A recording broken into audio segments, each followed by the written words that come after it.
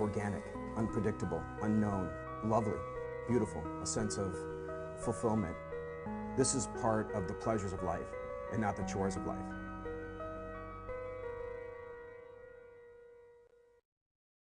On this edition of Daily Iowan TV, controlling carbon monoxide, how to keep yourself safe inside your apartment. And going bananas, see why renowned chip researcher Dr. Jane Goodall spoke at the University of Iowa Monday.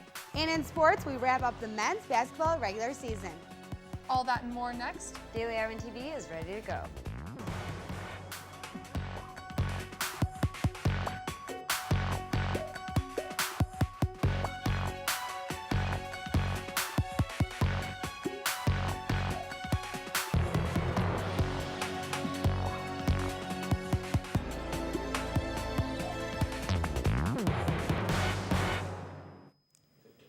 Good evening and thanks for joining us. I'm Mary LaPleca. And I'm Hannah Thompson.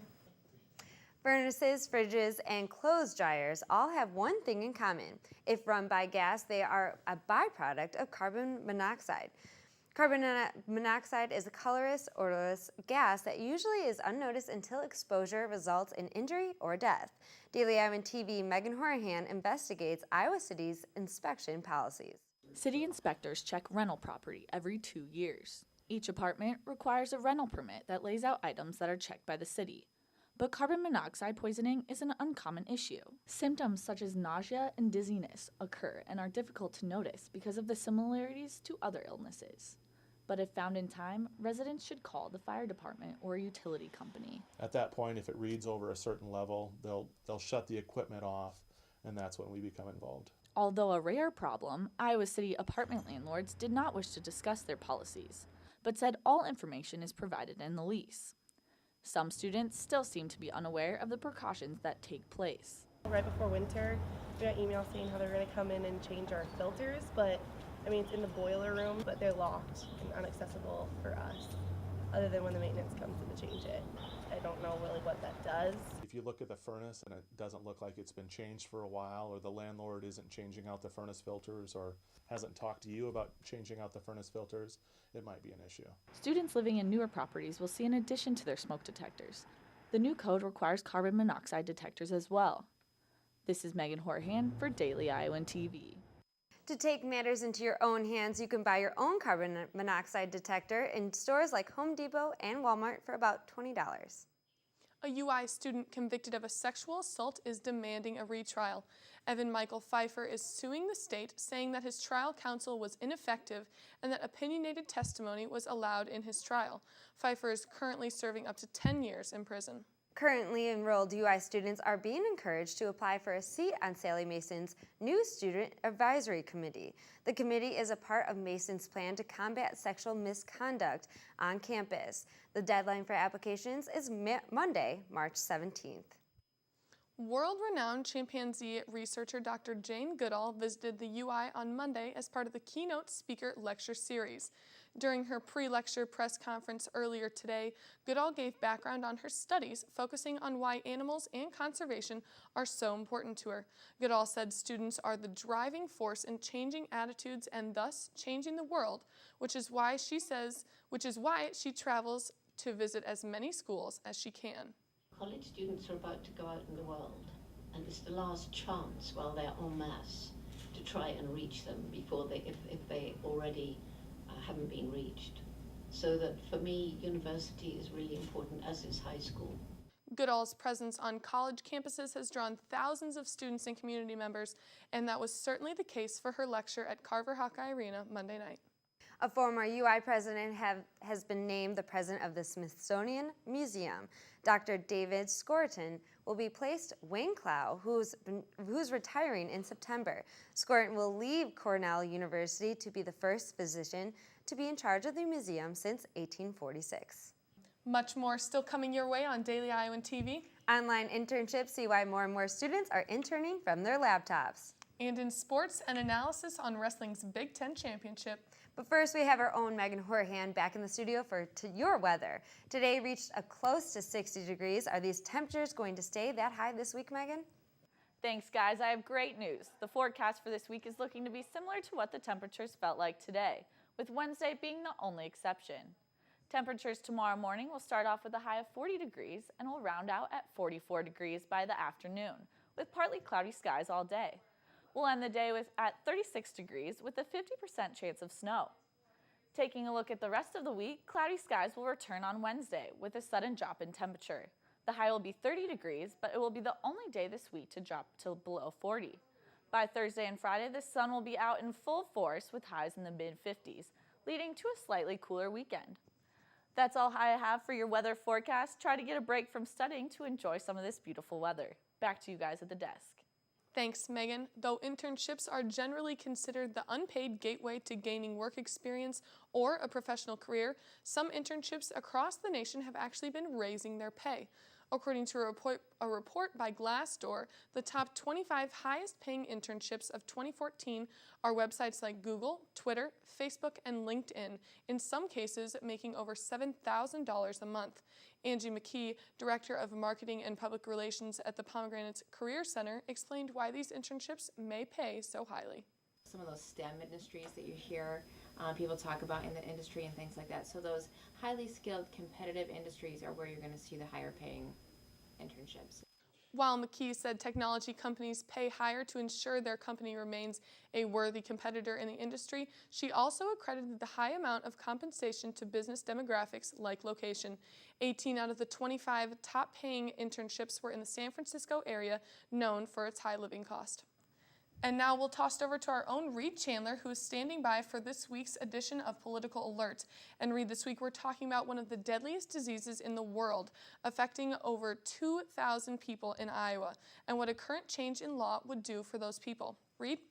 It affects over 33 million people worldwide. Over 1 million of those are here in the U.S., and statewide we have just over 2,000 people living with HIV or AIDS. But current law in Iowa says if you have HIV and someone accuses you of exposing them to it, unless you can provide that you disclosed your status in writing, you can be put in jail for 25 years. But there are people at the Capitol right now who are trying to change that.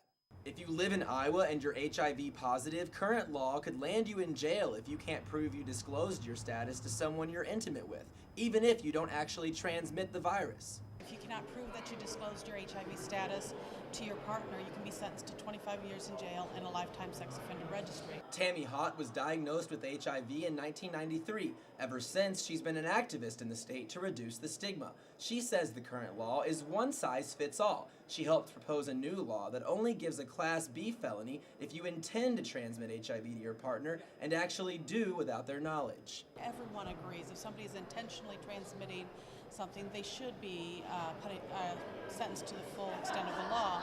The new law also changes it from being HIV specific to including all infectious diseases, and it takes the burden off the person infected. Just because you can't prove in writing you disclosed your status doesn't make you guilty. So many of these cases are based on he said, she said, he said, he said. Tammy has been pushing to change the law for years. It finally passed the Senate unanimously 2 weeks ago, but the House hasn't taken it up in committee yet.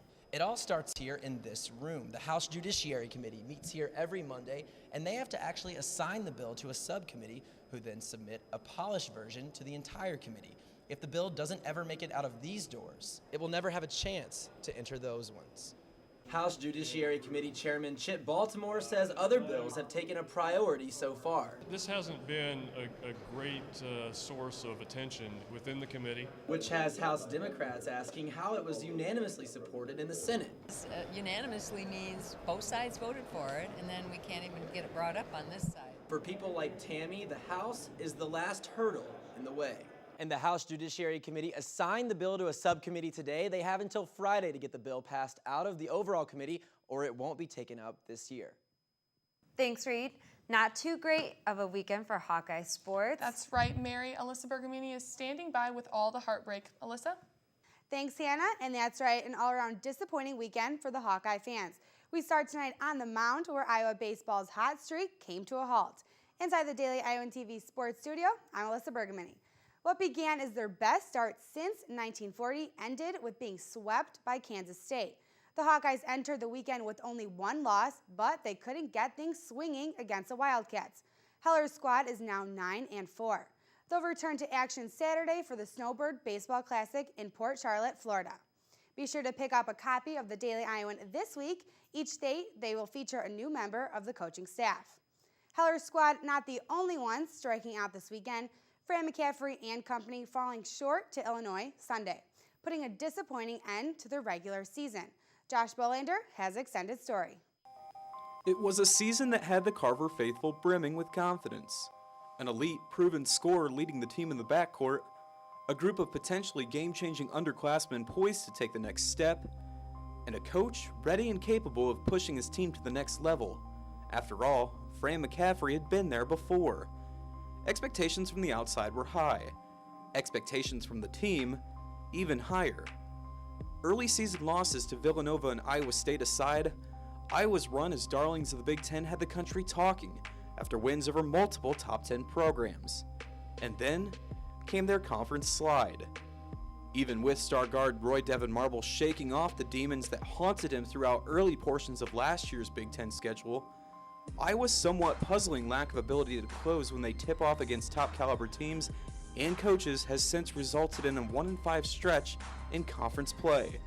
And with several Hawks underperforming and their best moments seemingly behind them, the mood is grim in a town still looking to recapture the greatness it had once upon a time. Only way to go is up, man. Right now we're in a bad stretch, and I have a little break here before the Big Ten tournament and regroup, and only way to go is up. Undoubtedly, the team's woes stem primarily from the defensive end, where despite solid performances at the start of conference play, has gone south in a hurry, something McCaffrey knows will have to change if the Hawks are to right the ship come tournament time. A couple things. It's fatigue a little bit. I think we're a little bit fragile. I think that's safe to say. It remains to be seen whether this unit can find the magic that at one time had them ranked in the top 10 in the country. But for now, at this moment, it's 35 years and nothing to show for. I'm now joined by wrestling beat reporter Cody Goodwin, who spent the last weekend up in Madison, Wisconsin, covering the Big Ten Championships, where the Hawkeyes took second. 5 Iowa wrestlers went into the finals. Only one comes out.